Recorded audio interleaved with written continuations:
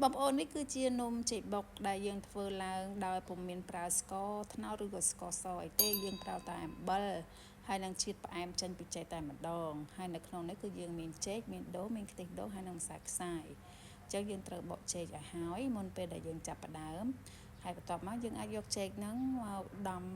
ឬក៏ចិញ្ច្រាំវាបែបនេះក៏បានដែរចាឬក៏ច្របាច់វាក៏បានដែរតែសម្រាប់ខ្ញុំចូលចិត្តដំបែបនេះហើយចាំចិញ្ច្រាំវាទៅគឺវាស្រួលចានៅពេលដែលយើងចិញ្ច្រាំហើយយើងនឹងបានចេកចិញ្ច្រាំរបស់យើង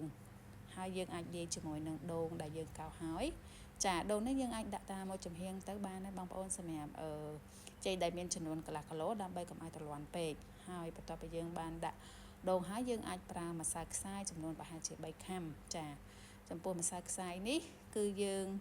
លាយហើយយើងច្បល់ជាមួយនឹងចេកហើយយើងអត់ដាក់ទឹកទេបងប្អូនដើម្បីកុំឲ្យវាទន់ណា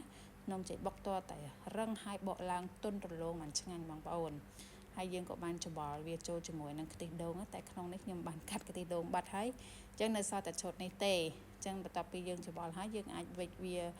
ប៉ុណ្ណឹងទៅយើងកុំវេចធំពេកហើយកុំក្រាស់ពេកគឺស្ដាងល្មមពេលដែលយើងចំហុយទៅបានឆ្ងាញ់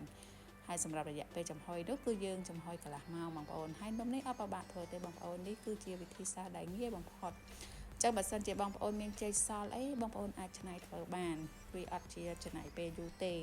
ហើយយើងបានញ៉ាំតែឆ្ងាញ់ទៀតហើយនំនេះដែរយើងអត់មានដាក់ស្ករដាក់អីទេយើងដាក់តែអំបិលដោយសារយើងយកជាតិផ្អែមចេញពីចេកចឹងទោះបីជាបងប្អូនដែលមានជំងឺទឹកនោមផ្អែមឬក៏លើសស្ករ